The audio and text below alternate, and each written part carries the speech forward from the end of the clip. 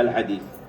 যাবতীয় প্রশংসা, গুণগান, সিদ্ধসানা একমাত্র সেই মহামহিয়ান মহান রব্বুল ইজ্জাতের জন্য, যার অশেষ মেহেরবানিতে দীর্ঘদিন পরে আমরা আমাদের মধ্য বাড্ডার বিশেষ করে দিনী ভাই এবং যারা দিনের জ্ঞান অর্জনে আগ্রহী এবং দিন প্রচারে আগ্রহী, তাদের উদ্যোগে এই এলমি হালাকায় উপস্থিত হতে পেরেছি। এজন্য আল্লাহর শুকরিয়া আদা করছি, আলহামদুলিল্লাহ। সালাত ও সালাম বর্ষিত হোক আমাদের প্রিয় নবী মুহাম্মদ, সকলে বলি সাল্লাল্লাহু আলাইহি ওয়াসাল্লামের উপরে। অতঃপর সম্মানিত উপস্থিতি, আমি দুটো বিষয়ে আপনাদের সামনে আজকে আলোচনা করতে চেয়েছিলাম, কিন্তু এখানে আসার পরে কর্তৃপক্ষ বা যে ভাইয়েরা একটু লিড দিচ্ছেন এটা আয়োজনের, তারা আরও একটা বিষয় আমাকে যুক্ত করে দিয়েছেন। আমি সবগুলো বিষয় সম্পর্কে সংক্ষিপ্ত আলোচনা করার চেষ্টা করব ইনশাআল্লাহ। ওমা তৌফিকি ইল্লা বিল্লাহ। আপনারা জানেন যে আমরা একটা গুরুত্বপূর্ণ মাস অতিবাহিত করছি, আর সেই মাসটি হলো শাবান মাস। শাবান মাস রমজান মাসের পূর্বের মাস। এজন্য শাবান মাসে আমাদের কিছু কি আছে? করণীয় আছে, কিছু করণীয় আছে। তো আমরা করণীয়গুলো তো অবশ্যই পালন করব, কিন্তু দুঃখজনক হলো সত্য যে আমাদের সমাজের লোকেরা মূল করণীয় বাদ দিয়ে আরো কিছু নতুন করণীয় তারা পালন করছে, যেই করণীয়গুলো আসলে বর্জনীয় জিনিস, যেই করণীয়গুলো আসলে কি বর্জনীয় জিনিস।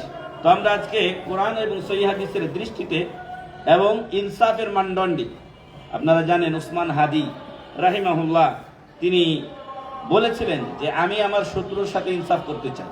ঠিক আছে, আপনি আমার শত্রু, কিন্তু আপনার উপরেও যেন আমার পক্ষ থেকে কি না হয়, জুলুম না হয়।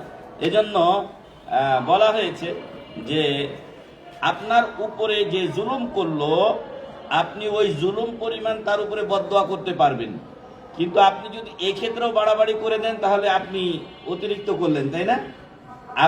আমি আপনার জন্য এতটুকু করতে পারি, আল্লাহ আমার উপরে জুলুম করছে, ওর যা বিচার পাওয়ার যোগ্য তাকে তুমি সেটা দাও। কিন্তু আমি বললাম যে ওকে ধ্বংস করে দাও, যে আমার উপরে জুলুম করছে সে কি আমাকে ধ্বংস করেছে? সে তো আমাকে ধ্বংস করে নাই। বলে আমি যদি আপনার উপরে বাড়াবাড়ি করি, সীমালঙ্ঘনের দোয়া করি, তাহলে সেটাও তো আপনার উপরে জুলুম করলাম। তো ঠিক এরকম এমনটি নয় যে আত্মপক্ষ সমর্থন করতে গিয়ে আমি আমারটাকে ঠিক বলবো, বরং যেটা ঠিক সেটাকে ঠিক বলা, আর যেটা ভুল সেটাকে ভুল বলা, এটাই হলো একজন আলেমের দায়িত্ব।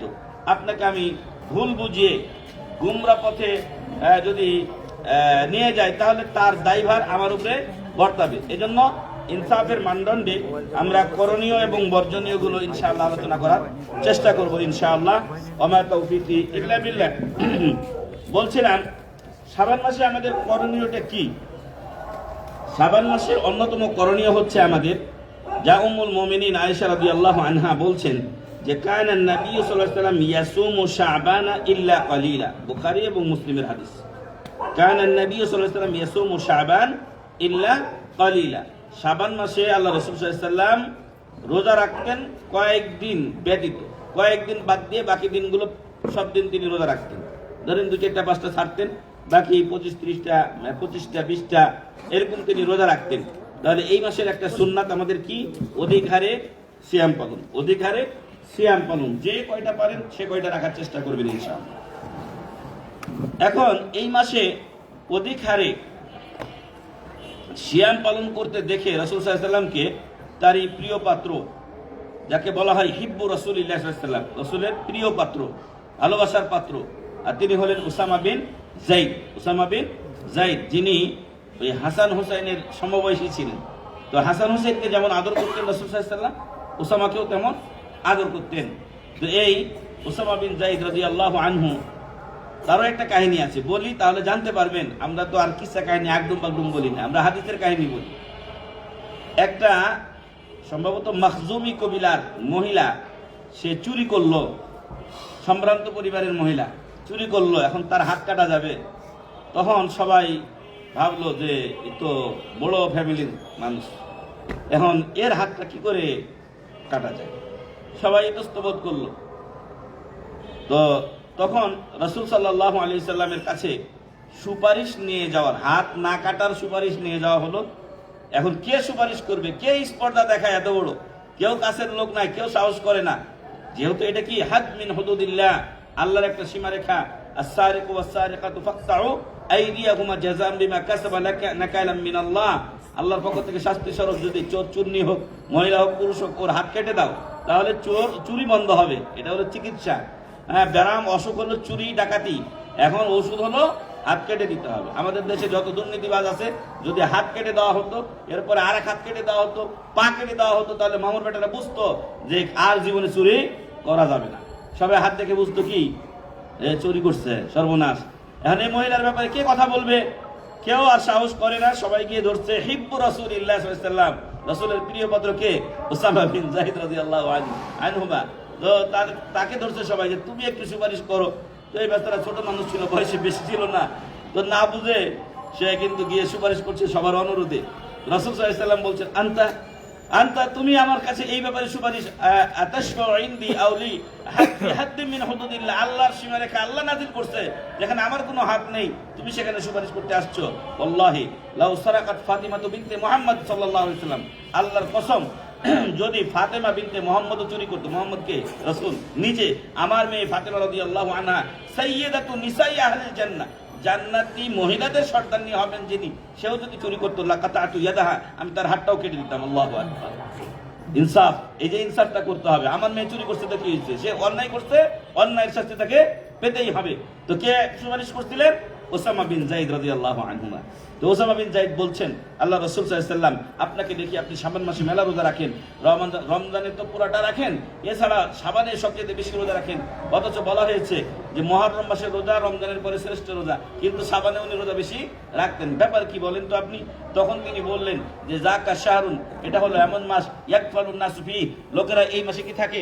গাফেল থাকে। লোকেরা এই মাসে গাফেল থাকে, অলস থাকে, অবহেলায় থাকে, ঠিক মতো এই শাবান মাসে ইবাদত করে না। কেন করে না? তার একটা কারণ আছে। কারণ তার আগের মাসটা হলো রজব মাস। তার আগের মাস কি?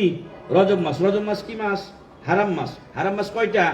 4টা। হারাম মাস 4টা, 3টা হলো লাগাতার, জিলকাদা, জিলহিজ্জা, মুহররম। জিলকাদা, জিলহিজ্জা, মুহররম লাগাতার হলো 3টা, আর একটা হলো রজব মাস 4 নম্বর, রজব। তাহলে রজব মাসকে হারাম মাস হিসেবে মুসলিমরা গুরুত্ব দেয়। আসলে আমরা বাংলাদেশি তো, এই এলাকাতে আমাদের ইংরেজি মাস চলে, বাংলা মাসও আপনারা আমরা তেমন একটা জানি না। জানি এখন বাংলা মাস কত সাল কি চলে এটা আমরা বেশিরভাগই জানি না। হিজরিটা মোটামুটি খোঁজ খবর রাখি, কারণ রোজা টোজা রাখা লাগে, সামনে রমজান আসতেছে। তো যাই হোক, তো এর আগের মাসটা হলো রজব মাস, হারাম মাস, পরের মাসটা হলো রমজান মাস, গুরুত্বপূর্ণ মাস। ফলে এই 2 মাস সম্পর্কে মানুষ একটু গুরুত্ব দেয়। আর এই শাবান মাস মধ্যখানে এটার মানুষ গুরুত্ব দেয় না, গাফেল থাকে। কিন্তু এটা এমন একটা মাস যে ফিহি তুরফাউল আমালু ইলা রাব্বিল আলামিন, এই মাসে আমাদের আমলগুলো রব্বুল আলামিনের কাছে পেশ করা হয়। মানে আপনি সারা বছর যে আমলগুলো করলেন, ওই আমলগুলো আল্লাহর কাছে পেশ করা হয় কোন মাসে? এই শাবান মাসে। ওয়া আনা উহিব্বু আন ইউরফা আমালি ওয়া আনা সাইম, আর আমি পছন্দ করি যে আমার আমলগুলো আল্লাহর কাছে পেশ করা হোক, আল্লাহর কোর্টে পেশ করা হোক, আল্লাহর দরবারে হাজির করা হোক, এমন অবস্থায় যে আমি রোজাদার, এমন অবস্থায় যে আমি রোজাদার। এই জন্য আমি বেশি বেশি রোজা রাখি। আল্লাহু আকবার। তাহলে এই উদ্দেশ্যে শাবান মাসে অধিক হারে সিয়াম পালন করতে হবে। বুঝে আসছে? এ হলো আমাদের শাবান মাসের করণীয়। এই করণীয়ের মধ্যে রমজানের প্রস্তুতিতে একটা বিষয় আসবে আমাদের, কিন্তু আমরা এখানে করণীয়ের মধ্যে আরেকটা বিষয় বলে নেই যে আমরা শুধু পুরুষরা নিয়েই আমাদের সমাজ না, আপনাদের অনেকের স্ত্রী আছে, অনেকের মা আছে, অনেকের বোন আছে, আমাদেরও আছে। তো এই মা বোনদের রোজা বাকি হয়, আমাদেরও অসুস্থতা বা সফরের কারণে হতে পারে, অন্য কোনো কারণে কারো রোজা ছুটে যেতে পারে। তাহলে যদি এই রোজাগুলো গত রমজানের রোজা যদি কারো কাজা থেকে যায়, দ্রুত সেটা আদায় করতে হবে এখন, কারণ সময় শেষ, এখন লাস্ট মুহূর্ত চলছে। যদি আজকে আপনি কত, আজকে 11-10, আজকে 10 তারিখ মনে হয়, শাবানে যদি 10 তারিখ হয়, শাবান 30 হলে আর 20 দিন টাইম আছে। তো যাদের রোজা বাকি আছে, নিজের বাড়িতে গিয়ে তাগাদা দিবেন আপনারা যে মা বোনেরা বা স্ত্রী যার তোমাদের রোজা বাকি আছে তোমরা কমপ্লিট করো। আমার বাড়িতে আলহামদুলিল্লাহ এটা কমপ্লিট হয়ে গেছে। তো আপনাদের বাড়িতে এরকম বাকি থাকলে কারো, তাদেরকে তাগাদা দিবেন। মহিলারা একটু অলস থাকে ভাই, এইটা ওদের নেশার ফলে ওদেরকে একটু তাগাদা দিয়ে এই রোজাটা আদায় করে নেবেন। আর আপনাদের আমাদের বাকি থাকলে আমরা এই টাকা আদা করবো ইনশাআল্লাহ। ঠিক আছে? আর মাত্র 20 দিন বা 19 দিন টাইম আছে। এটা গেল দ্বিতীয় বিষয়। এখন আসেন, আমাদের সমাজে প্রচলিত একটা শবে বরাত বলে 15ই শাবানের রাত্রে বেশ কিছু ইবাদত বন্দেগী আমাদের সমাজে করে, অন্যদিন আর করে না। এই রাতকে বা দিনকে কেন্দ্র করেই রোজা রাখে এবং কি করে, তারা ওই দিন আপনার রাত্রে ইবাদত করে আর দিনে সিয়াম পালন করে। তো কোরআন এবং হাদিসের দৃষ্টিতে আমরা এটা সম্পর্কে আলোচনা করতে চাই যে তাদের এই আমলগুলো কতটুকু সঠিক। তো এক্ষেত্রে আমরা বলবো যে শবে বরাত এটার নাম দেওয়া হয়েছে। তো একটা কথা আমরা বাংলায় বলি, বৃক্ষ তোমার নাম কি ফলে পরিচয়, বৃক্ষ তোমার নাম কি ফলে পরিচয়। এই যে নামটা দেওয়া হয়েছে, এর নামটাই কোনো আরবি নাম নয়, সব এটা হলো ফার্সি একটা নাম, আর বারাআতুন শব্দটা হলো আরবি। আরবি এবং ফার্সির মিশ্রণে এই নামটা তৈরি করা হয়েছে, যেটাকে আরবিতে বলা হয় লাইলাতুন নিসফি মিন শাবান। কি বলা হয়?